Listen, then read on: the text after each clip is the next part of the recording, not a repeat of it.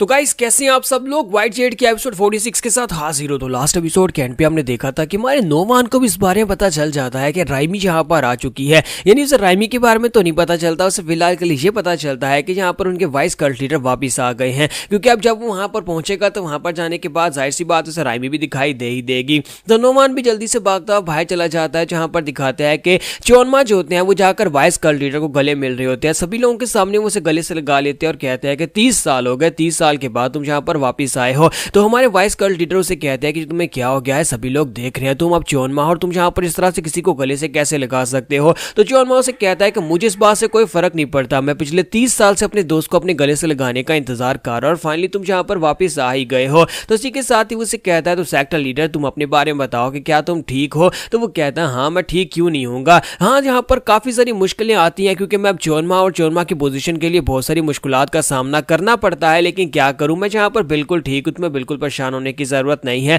फिर साथ ही चोनमा उसे कहता है कि बताओ कि ये खूबसूरत लड़की कौन है, तुम अपने साथ किसको लेकर आए हो। तो वो उसे कहता है कि मैं यहाँ पर अपने साथ लेकर आया हूँ चोल सीरिन को, ये मेरी पोती है, जरा गौर से देखो। और इसके साथ ही उसी के साथ ही वो सीरिन से कहता है कि बेटा जल्दी से आगे बढ़ो, इनको अपने आप को इंट्रोड्यूस करवाओ। तो तुम्हारी राइमी आगे बढ़ती है, अपने सर के ऊपर से कंटोप उतारती है और साथ उन्हें वहां पर अपना नाम बताती है कि मेरा नाम चोल सीरिन है। तो जब वो लोग उसे देखते हैं तो वो सभी लोग हैरान हो जाते हैं क्योंकि डिमोनिक वर्ल्ड के अंदर शायद उन लोगों ने इतनी खूबसूरत लड़की को पहले कहीं पर देखा। तो सभी सोल्जर्स भी वहां पर शर्माना शुरू कर देते हैं, उनके चेहरे ब्लश कर रहे होते हैं और कहते हैं कि ये लड़की तो बहुत ज्यादा खूबसूरत है, ये तो कोई अफसरा है जो कि ऊपर सीधे आसमान से उतरी हो। यहाँ तक कि ये टकला जो होता है वो भी यहाँ पर खुश हो रहा होता है, कहता है कितनी खूबसूरत लड़की। नोमान उन सभी के बीच में खड़ा होता है। नोमान जैसे वहां पर राइमी को देखता है वो हैरान हो जाता है और कहता है कि ये यहाँ पर क्या कर रही है, ये तो वही लड़की है ना जो कि उस लड़के के साथ प्यार में थी, फिर इस जगह के ऊपर ये कैसे पहुंची। तो यहीं पर से नेक्स्ट सीन जो होता है हमारे बेखा का दिखाया जाता है कि बेखा की तो ट्रेनिंग स्टार्ट हो चुकी है, वो एक मार्शल मास्टर बनना चाहता है। तो हमारे बेखा को एक बुक दी गई थी, उसके मास्टर ने उसे कहा था कि जब तक तुम्हारी बॉडी कंप्लीटली रिकवर नहीं हो जाती तब तक तुम इस बुक को पढ़ो, इसके अंदर मार्शल आर्ट्स की एक स्पेशल टेक्निक पैचुअन फिस्ट टेक्निक लिखी हुई है।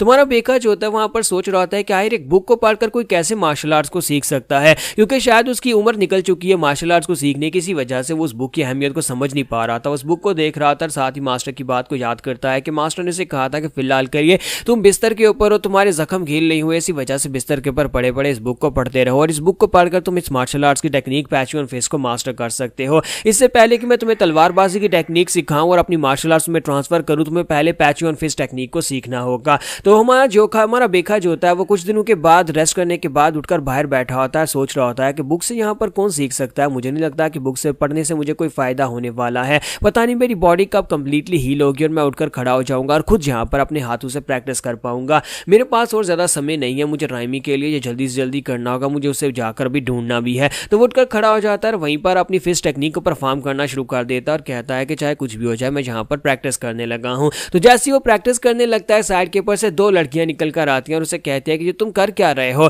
तो छोटी वाली उसे कहती है कि यंग मास्टर मैंने तुम्हें कितनी बार कहा है कि जब तक तुम्हारे जख्म हील नहीं हो जाते तब तक अपने बिस्तर से उठना मत, और तुम यहाँ पर फिर से उठकर खड़े हो गए और प्रैक्टिस कर रहे हो। तो एक लड़की जो होती है वो यहाँ पर उसी एल्डर की पोती होती है जो कि यहाँ पर इसका इलाज करने के लिए आती है। वो डेली यहाँ पर इसका ट्रीटमेंट करने के लिए आती है, इसकी पट्टी खोलकर इसके जख्म को चेक करती है। तो वो उसकी टांग को चेक करती है और कहती है कि तुम्हारी टांग का जख्म तो पूरी तरह से हील हो चुका है, इसका मतलब यह है कि तुम यहाँ पर अब चल फिर सकते हो, लेकिन तुम्हें फिर भी यहाँ पर केयरफुल रहना पड़ेगा, टांगे किसी वक्त भी खुल सकते हैं। तो फिर साथ ही हमारा चोखा उसे कहता है कि अच्छा तुम्हारा शुक्रिया, और साथ ही वो सोच रहा होता है कि ये लड़की जो है उसी एल्डर की पोती है और हर रोज यहाँ पर ये आती है, इसका नाम जो सीओ है। सीओ हर रोज यहाँ पर आकर मेरा ट्रीटमेंट करती है, हर रोज मेरा आकर ख्याल रखती है। हालांकि यहाँ पर मैं अपने मास्टर के साथ वहां से काफी दूर आ गया हूँ, मास्टर चोइल्स का हाउस इनके एल्डर के हाउस से काफी ज्यादा दूर है, इनके सेकंड हैंड मैनर से काफी ज्यादा दूर है, लेकिन इसके बावजूद ये लड़की रोजाना इतना सफर करके मेरे लिए यहाँ पर आती है। तो हमारा बेखा जो होता है वहां पर उस लड़की सीओ की तरफ देख देख कर अपनी राइमी को याद खा रहा था। तुम्हारा बेखा कहता है कि यह लड़की शायद मुझे पसंद करने लगी है, इसी वजह से यह लड़की इतनी दूर मेरा ट्रीटमेंट करने के लिए आती है, लेकिन जब भी मैं इस लड़की को देखता हूँ मुझे राइमी याद आ जाती है।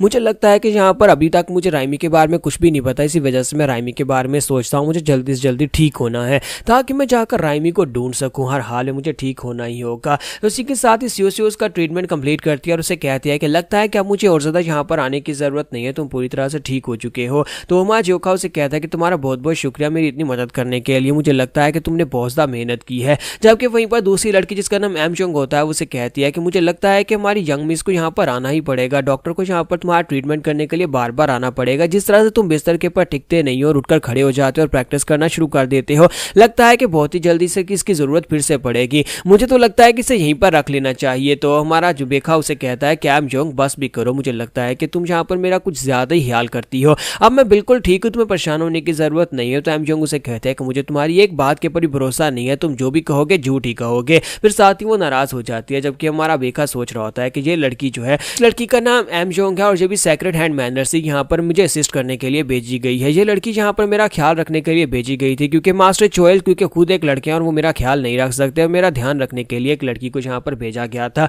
और तब से ये लड़की यहीं पर है। कहा जाता है कि इसके पेरेंट्स जो थे एक डिजास्टर में मारे गए थे, एक बहुत ही बड़ी तबाही मची थी जिसमें इसके पेरेंट्स मार गए और उसके बाद से ये मास्टर एल्डर के पास ही थी, सेक्रेट हैंड मैनर के एल्डर के पास थी। तुम्हारा बेकाल से कहता है कि अच्छा ठीक है एम जोंग, आज के बाद से मैं तुम्हारी हर एक बात मानूंगा, जैसे तुम कहोगी बिल्कुल वैसे ही करूंगा। तो वो कहती है क्या वाकई में तुम वादा करते हो? तो वो कहता है हाँ मैं यहाँ पर वादा करता हूँ। फिर साथ ही देखते हैं कि मास्टर चोएल अंदर आ जाते हैं और कहते हैं कि मुझे लगता है कि तुम पूरी तरह से रिकवर हो चुके हो, अगर तुम रिकवर हो चुके हो तो जल्दी से बाहर आ जाओ। तुम्हारा बेका कहता है कि मास्टर क्या अभी आना है? तो उसे कहते हैं कि हाँ अभी आना है, हम दोनों अभी यहाँ पर एक फाइट करेंगे। और उसी के साथ ग्रैंडपा भी वहीं पर होते हैं। तो सियो कहते हैं ग्रैंडपा आप भी यहाँ पर आए हैं, आप तो यहाँ पर इस तरह के कामों में दिलचस्पी नहीं लेते, फिर आप यहाँ पर पर्सनली क्यों आए हैं और आपने मुझे भी यहाँ पर भेज दिया। तो इसी के साथ ही बाहर का सीन दिखाता है कि वो तीनों साइड के ऊपर खड़े होते हैं और मास्टर चोएल और बेखा एक दूसरे के आमने सामने होते हैं। तो मास्टर चोएल उसे कहता है कि मैंने तुम्हें बुक दी थी पैचियन फिस्ट की, मैंने तुम्हें कहा था कि उस बुक के अंदर जो कुछ भी लिखा है उसको अच्छी तरह से याद कर लो और उसे मास्टर कर लो, क्योंकि उसी के साथ ही तुम पैचियन फिस्ट को सीख पाओगे।